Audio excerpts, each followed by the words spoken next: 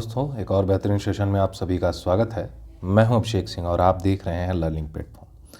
पहले तो आप सभी को गणतंत्र दिवस की ढेर सारी शुभकामनाएं और आशा करता हूं कि आप इसी तरह अपनी तैयारी को आगे लेके चलते रहें। और चैनल पे व्यूज़ काउंट और सारी चीज़ें बहुत कम हो रही हैं, लेकिन कोई बात नहीं, जो ज़रूरी चीज़ें हैं वो मुहैया कराना ज़रूरी है। MCQ प्रैक्टिस में लोग ज़्यादा रुचि लेते हैं, थ्योरी में कम। लेकिन इन नए टॉपिक बहुत ही इंपॉर्टेंट है, जैसा कि आप लोग एग्ज़ाम्स में देखते आ रहे हैं, और इन पर प्रश्न भी मैं बना के आगे आप लोगों को लेके आऊँगा एक मिक्स सेक्शन में, सारे नए टॉपिकों के जितना मेरे से हो पाएगा। वैसे अगर आप देखें तो FLN आपके टॉपिक में बहुत इंपॉर्टेंट टॉपिक है। जितने नए टॉपिक हैं उनसे प्रश्न भर भर के आए थे डिपार्टमेंटल एग्जाम में भी, और आप में भी आएंगे। FLN आपको दो पार्ट में हम देखेंगे। पहला पार्ट में हम लोग देखेंगे कि बेस क्या क्या है, इसमें फैक्ट क्या क्या है, क्या क्या चीज़ें सिखाए जाने की बात कर रही हैं। दूसरे पार्ट में हम लोग NEP के हिसाब से चलेंगे, थोड़ा बहुत NEP की बातें देखेंगे। वैसे कोशिश करेंगे कि इसी एक वीडियो में सारी चीज़ें अगर कवर हो जाती हैं तो ठीक है, अन्यथा एक और वीडियो भी ज़रूरत पड़ने पर बनाया जाएगा। तो चलिए बिना देर किए हुए इस तथ्य को समझते हैं कि क्या बात की जा रही है। फंडामेंटल फाउंडेशनल लिटरेसी और न्यूमरेसी में मूलभूत साक्षरता और संख्या ज्ञान के संबंध में कुछ निर्देश दिए हुए हैं, उन पर कुछ पहलुओं पे हमें देखना है।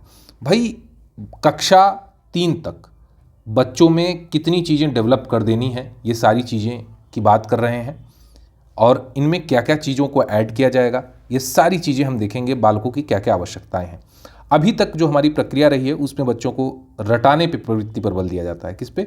रटाने की प्रवृत्ति पर बल दिया जाता है।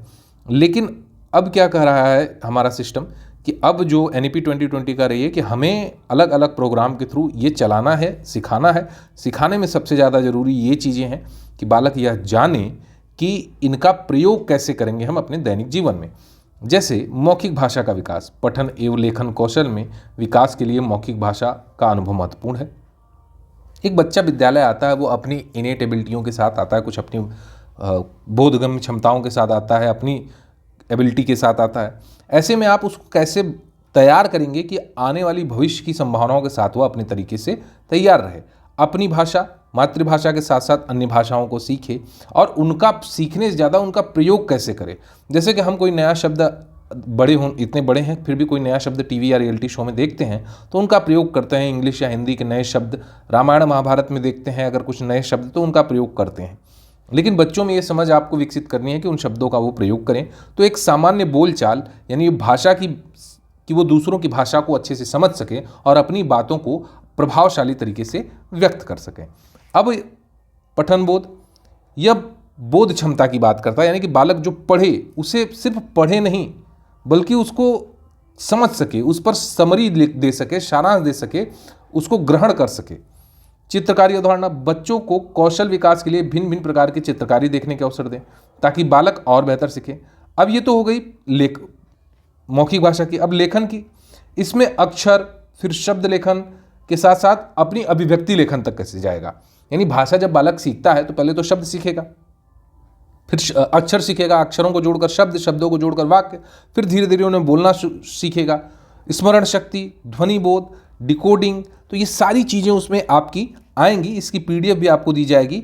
ये तो सिर्फ पठन संबंधी है, भाषा संबंधी बात कर रहे हैं, भाषा संबंधी चीज़ों की होती है ना, लिटरेसी की बात हो रही है। अब हम न्यूमेरेसी में अगर देखें तो न्यूमेरेसी में क्या करें भाई? प्रारंभिक गिनती की अवधारणा, प्रारंभिक गिनती की अवधारणा, संख्या के क्रम को गिनना।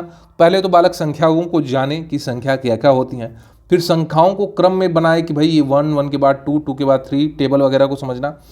गणितीय विधि की दक्षता के लिए परंपरा को सीखना, जैसे अंकों को दर्शाने के लिए मूल दशांक प्रणाली का उपयोग करना कि आप 10, 100, 1000, ये सब चीज़ें। आकार और स्थानिक समझ कि भाई इकाई का स्थान क्या है और दहाई का स्थान क्या है। जोड़, घटाना, गुणा, भाग, उनका मापन, 3 अंकों की जमा, घटाना, गुणा, ये सब चीज़ें सीखे। ये मैं ज़्यादा इसमें डिटेल इसलिए नहीं जा रहा हूँ क्योंकि मैं फैक्ट की चीज़ें आपको लेके आऊँगा। आप इसे पढ़ भी सकते हैं, PDF में आपको प्रिंट करने के लिए दे दी जाएगी, आप इसको PDF को डाउनलोड करके पढ़ सकते हैं। और ये निपुण जो है कि गवर्नमेंट का प्रोग्राम चल रहा है उसके तहत बनाई गई है, और इसके थ्रू आप लोगों को बेहतर समझ मिलेगी। निपुण का फुल फॉर्म भी आपसे पूछ लेगा, national initiative for proficiency in reading with understanding and numeracy, तो ये आपका फुल फॉर्म होता है। अब इससे गणितीय संप्रेषण सबसे लास्ट में दिया है, यानी कि अपने दैनिक जीवन के कार्यकलापों में साधारण डाटा जानकारी को इकट्ठा करना, प्रस्तुत करना, उनकी व्याख्या करना। अपने डेली लाइफ में वो कैसे संख्यात्मक चीज़ों का प्रयोग कर सकता है, इस बारे में बेहतर समझ बना सके। हमें ऐसी चीज़ें पढ़ानी है बच्चों को और इस क्षेत्र में लेके जाना है, विकास कराना है। विकासात्मक लक्ष्य क्या क्या है? बच्चे अच्छा स्वास्थ्य और स्वच्छता बनाए रखें। विकास का लक्ष्य दूसरा क्या है? बच्चों का संप्रेषण प्रभावी हो और बच्चे काम से जुड़े रहने वाले शिक्षार्थी बने और निकटतम परिवेश से जुड़े। यानी कि जो सीखें इनका उपयोग वो करें, सिर्फ रट के विद्यालय तक सीमित ना हो। जैसे बच्चा क से कबूतर रट लिया, लेकिन वो क से कबूतर ही क्यों रट लिया, और भी चीज़ें वो इस्तेमाल करके बोल सकता है ना, कुछ भी बोल सकता है। अपने घर के कोई भी चीज़ क से देखे तो वो बोल सकता है। तो इस तरीके से रिलेट करना है, बच्चे के पर्यावरण से चीज़ें जोड़नी है। ठीक है, बच्चे के अधिगम पर फोकस करने की बात कर रहे हैं। यानी कि बच्चा सीखेगा कैसे भाई? खेल विधि से सीखेगा, बिना किसी लैंगिक पक्षपात के किताबें, चित्र, पोस्टर, खिलौने, सामग्रियों की गतिविधियों का चयन करके सीखे। कहानी, कविताओं से सीखे। हाँ, आसपास भाई, अब देखिए कोई क्षेत्र विशेष का विद्यालय है जो क्षेत्रीयता या स्थानीयता को पोषित करता है, तो ऐसे में उनको क्षेत्र की कहानियाँ, स्थानीय कहानियाँ से जोड़ें और ऐसे में भूमिकाओं को निभाने को दें। जैसे कि रामलीला वगैरह होती है क्षेत्रों में, हर क्षेत्र में होती है, तो उसके पात्रों के हिसाब से संयोजन करें। उसी तरह कोई लोकगीत या लोक नाटक है, उसकी भूमिकाओं के हिसाब से बच्चों को सिखाएं। तो वैसे तो छोटे बच्चों को इस हिसाब से आप सिखा नहीं सकते, लेकिन उनकी कहानियों, भूमिका निर्वहन के में उतना बेहतर नहीं कर पाएंगे, लेकिन उनको कहानियां तो सुना सकते हैं आप। इन सारी चीज़ों में मूल्यांकन की भी बातें की गई हैं कि आप जो सिखा रहे हैं उसका मूल्यांकन सबसे जरूरी है कि आपने जो सिखाया बच्चे को आ रहा है या नहीं। और ये किस तरीके का मूल्यांकन होना चाहिए? स्कूल आधारित होना चाहिए, स्कूल बेस्ड होना चाहिए, SBA, ताकि बालक का सिर्फ आप पठन पाठन का मूल्यांकन नहीं करेंगे, 360 डिग्री मूल्यांकन करेंगे। इससे प्रश्न पूछे जाते हैं शिक्षकों द्वारा, साथियों, परिवार, दोस्तों के पूरे, यानी कि पूरा जांच आप करेंगे, एक पूरा पोर्टफोलियो, संवाद, सब कुछ बनाएंगे। बालक का मानसिक, शारीरिक, PCSC जो बोलते हैं ना, फिजिकल, कॉग्निटिव, सोशल, इमोशनल, ये सारे डोमेन की बात करेंगे। ये सारी बहुत सारी चीज़ें इसमें आपको देखने को मिलेंगी, लेकिन जो मूल चीज़ है हम उस तरफ बढ़ेंगे जो हमारे एग्जाम के लिए सबसे ज़्यादा इंपॉर्टेंट है। इसमें बहुत सारी चीज़ें आप इसको पढ़ सकते हैं। जो सबसे ज़्यादा इंपॉर्टेंट चीज़ है कि क्या क्या लक्ष्य हैं, तो ध्यान दीजिएगा। सबसे पहले आता है बाल वाटिका, यानी जो आप नर्सरी कहते हैं, KG UG कहते हैं, ये सब चीज़ें होती हैं। तो इनकी बात करेंगे। इसमें 5 से 6 वर्ष तक के बच्चों को इनरोल किया जाता है। मौखिक भाषा में आप बच्चों को क्या सिखाने का प्रयास करेंगे? दोस्तों और शिक्षकों से बात करना बालक सीखे। समझ के साथ तुकांत व कविताएं गाना सीखे। तुकांत मतलब क्या होता है? जो अंत में तुक बनाते हैं, जैसे मैं गया वो आया, आया गया लास्ट में आया ना। तुम करते हो सुनते नहीं, मैं करता हूँ सुनता नहीं। तो इस तरीके से आप कुछ भी बना सकते हैं तुकांत। तो कविताओं में ये तुक होता है ना कि मटर के दाने, अनार के दाने लाल लाल, आम खाते मिट्ठू लाल। तो ये तुकांत वाली कविताएं गाना सीखे। अब ये तो होता है भाषा। पढ़ना में क्या है? बहुत इंपॉर्टेंट है, ये सारे फैक्ट बहुत इंपॉर्टेंट है। मैं शुरू की चीज़ों को बहुत ज़्यादा कंसाइज किया क्योंकि उससे ज़्यादा फैक्ट एग्जाम के लिए यहाँ पे हैं। वो चीज़ें तो बेसिक हैं, अंडरस्टैंडिंग के लिए हैं, वो आपकी समझ पे हैं। आप अपनी समझ से भी वो प्रश्न कर सकते हैं कि छोटा बच्चा क्या करेगा क्या नहीं करेगा। लेकिन यहाँ फैक्ट है, किताबों को देखना, चित्रों की मदद से कहानी पढ़ने का प्रयास करना। यानी कि जो फिगर बने रहते हैं ना कि कौवा है, कौवा घड़े में डालता है पत्थर और धीरे धीरे पानी बढ़ जाता है और कौवा पानी पी लेता है, ये कहानी है। तो चित्रों की मदद से कहानी को समझने का प्रयास करेगा। कुछ परिचय दोहराएं, शब्दों को पहचानने और इंगित करने की शुरुआत करें।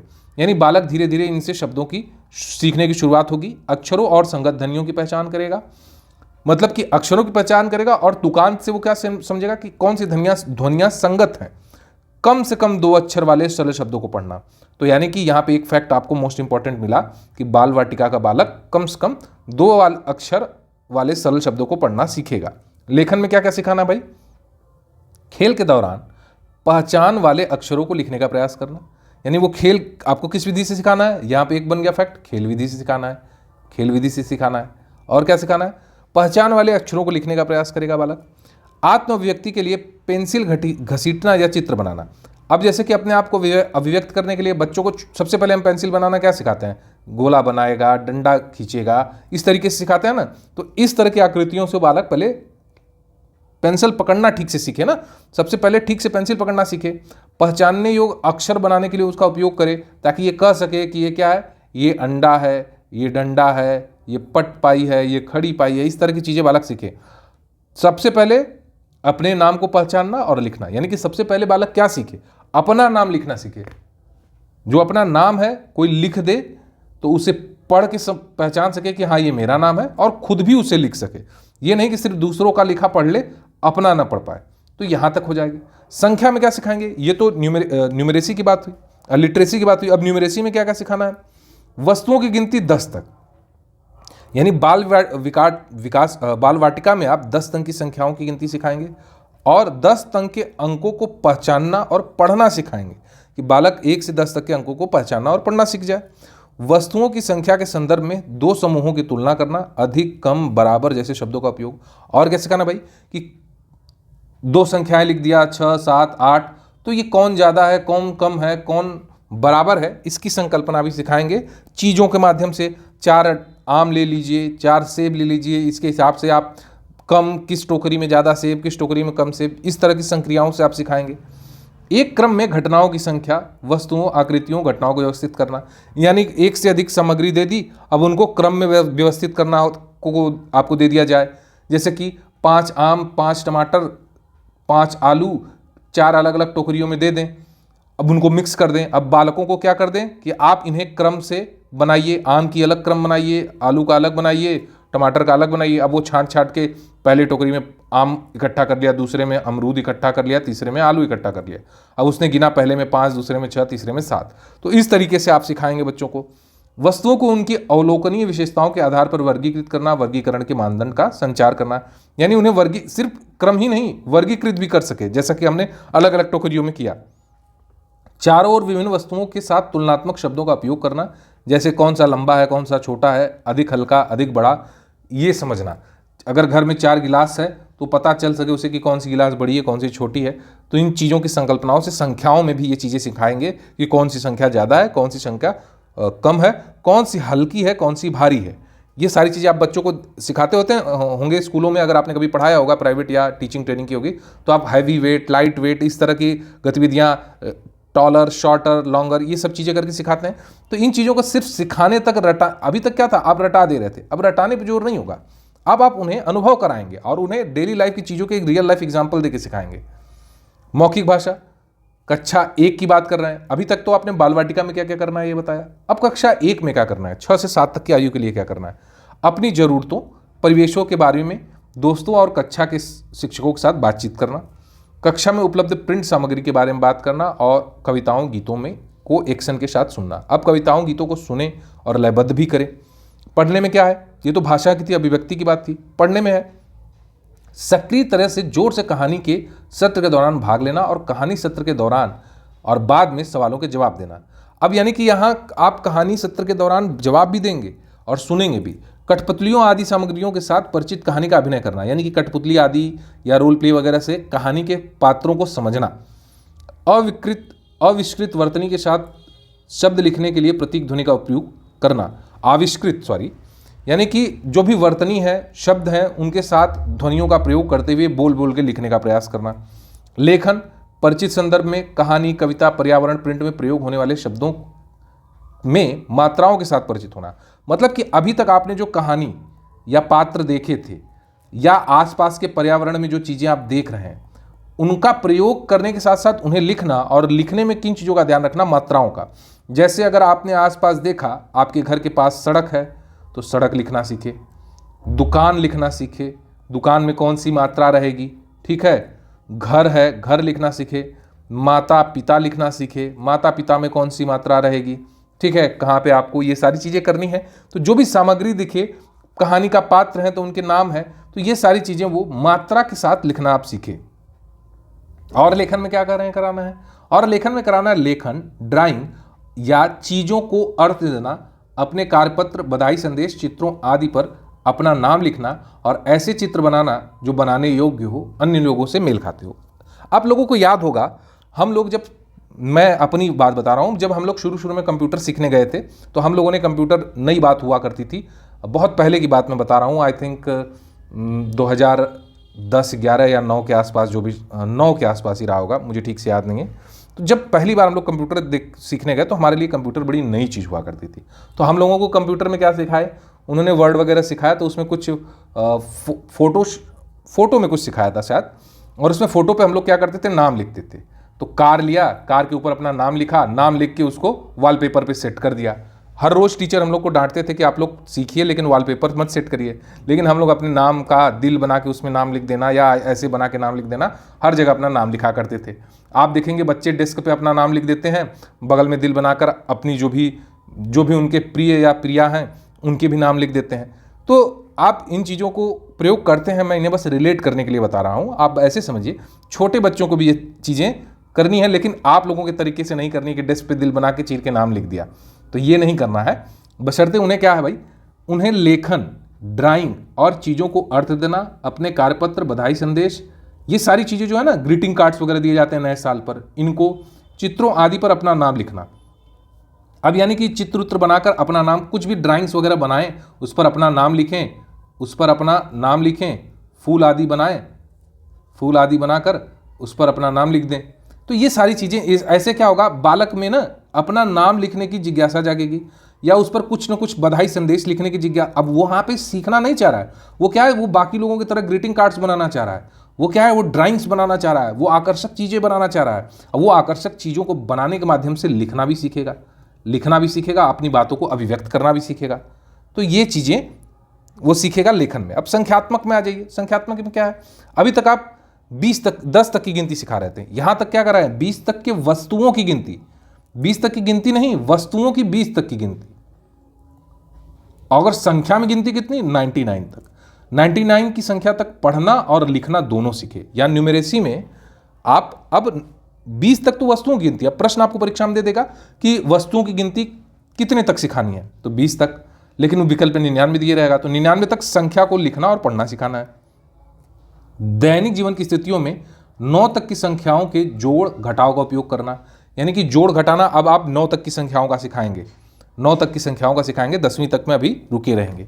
अपने चारों ओरों के 3D आकृतियों, जैसे कि ठोस और द्रव, गैस वगैरह में 3D आकृति जो आप लोग ज्योमेट्री में पढ़ते हैं, ठोस, द्रव, गैस, छोड़िए, उनके भौतिक गुणों का अवलोकन करना, वर्णन करना, जैसे गोल किस तरह है, समतल किस तरह है, और त्रिभुज की आकृति, कोना, किनारे वाला, इन सारी चीज़ों के बेसिक अंडरस्टैंडिंग देना है। गैर मानक, गैर समान इकाइयों, जैसे हाथ की अवधि, पैर की लंबाई, उंगलियों आदि का उपयोग करके लंबाई का अनुमान लगाना। जैसे हम लोग बचपन में, याद होगा आप लोगों को, सूर्य चमकता रहता था तो हम लोग टाइम देखने का काम करते थे, तो हम लोग अपने हाथ के ऊपर हाथ रख के एक शेप बनाते थे और सूर्य की परछाई गिरती थी उसे अपने हाथ से नापते थे। जो लोग उत्तर प्रदेश या यूपी बिहार से जुड़े हैं तो हम लोग भोजपुरी में एक शब्द इस्तेमाल करते हैं, एक बित्ता, दो बित्ता, और आप जो लोग बाहरी प्रदेशों के हैं या हिंदी मीडियम के, तो वो लोग कहते हैं एक हाथ, 2 हाथ, 1 फीट हाथ से हम नापते थे। तो इन चीज़ों से नाप कर एक इकाई समझाएं उन्हें कि बालक मापना सीखे। यहाँ पे मापना सीख रहा है, बाकी उसके बाद वो सेंटीमीटर, मीटर या आगे चल के सीखेगा। लंबाई का अनुमान लगाना सीखेगा, कौन सी चीज़ बड़ी है, कौन सी चीज़ छोटी है। छोटी चीज़ों को उंगलियों से नापे और बड़ी चीज़ों को, जैसे हम लोग नहीं कहते 4 उंगल, 5 उंगल, 4 इंच, तो इस तरीके से वो उंगलियों से चीज़ों को मानक तौर पे सीखे। आकार और संख्याओं का उपयोग करके छोटी कविताओं और कहानियों का निर्माण करे, यानी अब वो खुद से भी छोटी मोटी कहानी, कविताएं बनाना सीखे। अब वो छोटी मोटी यानी कि यहाँ से शुरुआत होगी, अब यहाँ वो कविता लेखन नहीं करने लगेगा। कक्षा 2 में क्या करें, कक्षा 2 में 7 से 8 तक आयु के वर्ग के बच्चे आएंगे। यह भी पूछ सकता है कि आयु वर्ग क्या होगा। मौखिक भाषा क्या होगा भी, कक्षा में उपलब्ध प्रिंट सामग्री के बारे में बात करना। प्रश्न पूछने के लिए बातचीत में संलग्न होना और दूसरों से सुनना, यानी कि अब प्रश्न करना और सुनना दोनों आ गया, दोनों की बात आ गई। गीत और कविताएं सुनाना, अब यहां पर गाकर कहानियां, कविताएं भी सुनाना है और गाने भी सुनाना है। कविताओं, कहानियों, प्रिंट आदि में होने वाले परिचित शब्दों को दोहराना। अब यहाँ पे परिचित शब्दों का आप देखेंगे, कहानियों वगैरह में शब्द जो रहते हैं उन पर लिखने को दिया जाता है कि क्या नाम है, नायक का क्या नाम है, नायिका का क्या नाम है, किसने ऐसा किया, हल किसने दौड़ाया, हाँ, बगीचे में क्या था। इस तरह के प्रश्न करके बालक के जो है जिज्ञासाएं जगाई जाती हैं भाषा में। बच्चों के साहित्य, पाठ्य पुस्तकों से कहानियों को जोड़ना, वर्णन करना, फिर से बताना, किसी दिए गए शब्द के आधार पर नए शब्द बनाना, और कितने, लगभग 45 से 60 शब्द प्रति मिनट सही ढंग से बालक क्या कर सके, पढ़ सके। और 8 से 10 वाक्यों को पढ़ना सीखना, यानी सरल शब्दों में। अब यहाँ पे वाक्य कितने हो गए, 8 से 10 वाक्य हो गए, और स्पीड क्या कर रहे हैं, 45 से 60 शब्द जो है प्रति मिनट वो सही ढंग से पढ़ सके। लेखन में खुद को अभिव्यक्त करने की शक्ति बालक में विकसित हो, छोटे और सरल वाक्य को सही ढंग से लिखकर नामकरण शब्द, क्रिया शब्द, विराम चिन्हों का पहचान सीख सके। अब यहाँ पे वो जान सके कि भाई ये पुलिस स्टाफ है, ये कामा लगेगा, इस तरह की चीज़ें सीखे। संख्या में क्या सीखे भाई? संख्या में बालक सीखे 999 तक की संख्या को पढ़ना। कितनी संख्या भाई? अब यहाँ पे संख्या की क्या बढ़ गई? 999 तक की संख्या को पढ़ना लिखना, और 99 तक की संख्याओं को जोड़ना घटाना, और दैनिक जीवन की स्थितियों में 99 तक की वस्तुओं को जोड़ घटा सके। गुणा जोड़ का समान वितरण, बंटवारे के रूप में गुणा करना, यानी कि अब यहाँ पे जोड़ घटाना गुणा भी सीखे। तालिकाओं का निर्माण करना सीखे, और वर्दी इकाइयों रॉड, पेंसिल, धागा, कप, चम्मच आदि का उपयोग करके इनसे लंबाई को नापे, यानी कि डंडे से, पेंसिल से, रस्सी से लंबाई को नापे, दूरी को नापे, मापना, सरल संतुलन का उपयोग करके वजन की तुलना करना सीखे। आयत, त्रिभुज, वृत्त, अंडाकार जैसे 2D आकृतियों की पहचान करना सीखे। इतनी बातें यहाँ वो सीखे। और क्या कर सके भाई? और दूर, कौन सी चीज़ दूर है, कौन सी चीज़ पास है। हम लोग बच्चों को पढ़ाते होंगे, आप लोगों ने कभी ने पढ़ाया हो, नियर, फार, इस तरह से। Under the table, upon the table, दाएं बाएं, आगे पीछे, राइट लेफ्ट, क्या क्या है, इनकी समझ बालक में विकसित करें। किस कक्षा के बालक हैं ये? कक्षा 2 के बालकों में। संख्याओं, आकृतियों का उपयोग करके सरल पहेलियों को बनाना, जैसे कि आपने 2 आपने वृत्त दे दिए, 1 त्रिभुज दे दिया, तो इस तरीके से वो आइडेंटिफाई करके अलग अलग कराएं, सरल पहेलियों के माध्यम से सिखाएं। यानी आप यह भी सीखिए कि कैसे सिखाना है, सरल पहेलियों को बनाकर सिखाना है। ये तो बात होगी कक्षा 2 तक के बालकों की। अब कक्षा 3 तक के बालकों में क्या होगा? आयु 8 से 9 वर्ष होगी।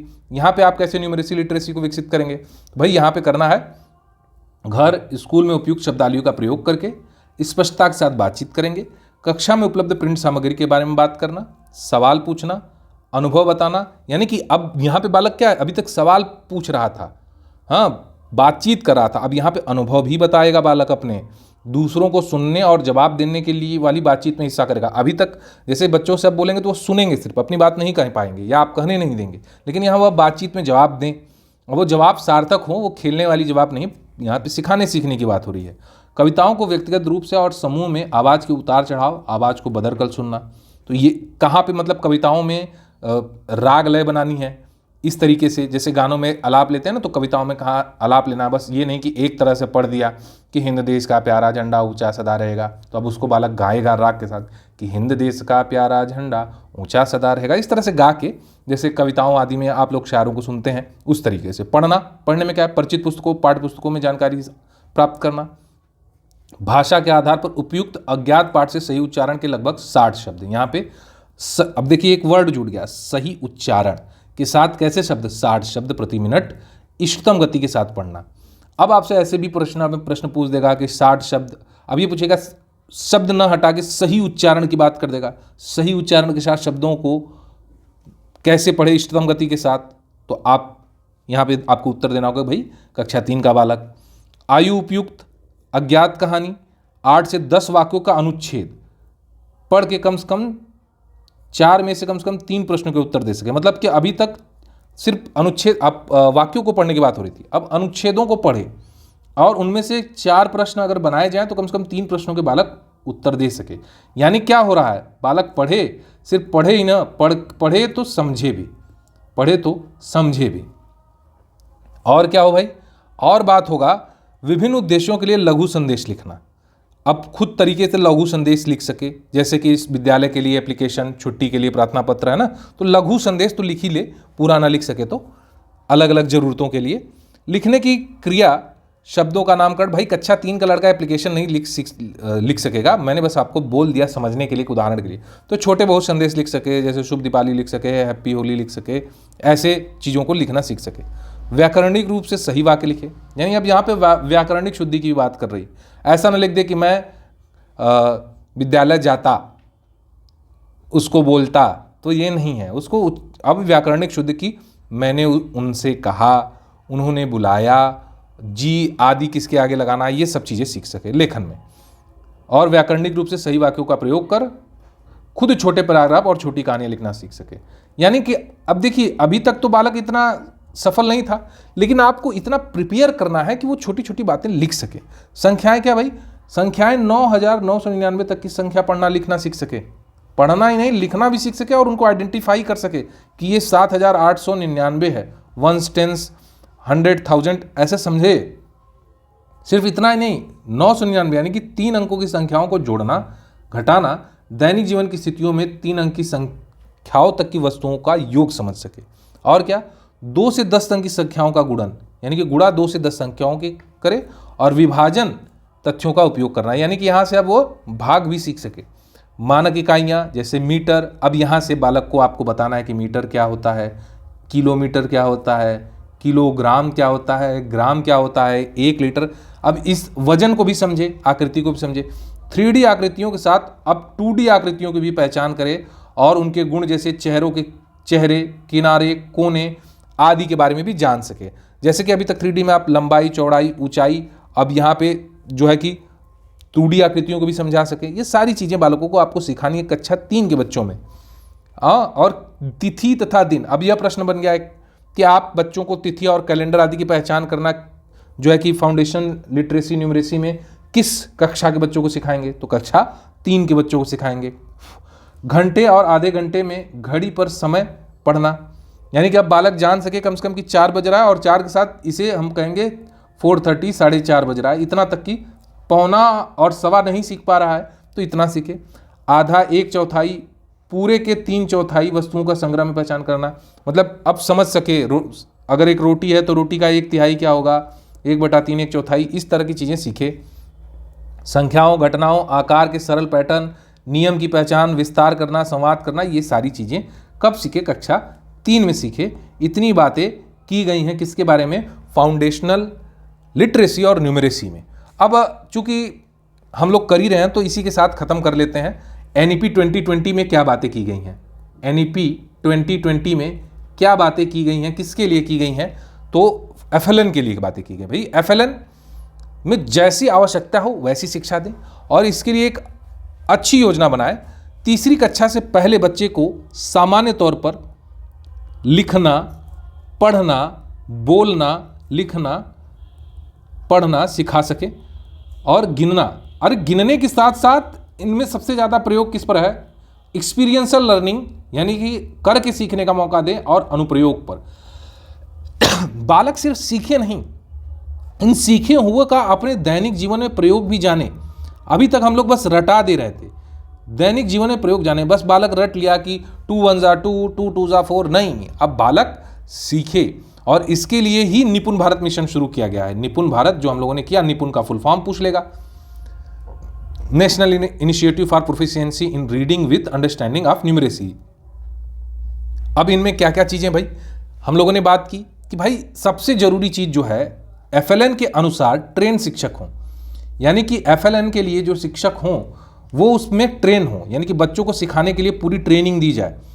विशेष शिक्षकों की नियुक्ति करें, ऐसे शिक्षक जो इन्हीं बच्चों को पढ़ाने के लिए तैयार हों। BEd BTC के अलावा नर्सरी टीचर्स की जो नियुक्ति हो और जो टीचर पहले से मौजूद हैं उनको ट्रेन किया जाए कि वो इस जो नया मानक बनाया गया है उनकी प्रशिक्षण की जाए ताकि वो इन नए मानकों के अनुसार सिखा सकें। एक एक बात बहुत इंपॉर्टेंट है और ऐसे ही जो कि स्टेटमेंट दे देगा, जो मैं बोल रहा हूँ यही एक स्टेटमेंट दे देगा, पूछ लेगा क्या ये सही है, क्या ये नहीं है, सही नहीं है, और जरूरत पड़े तो शिक्षक छात्र अनुपात करें। भाई शिक्षक छात्र अनुपात क्या है, 30:1 का है, 30:1 का है।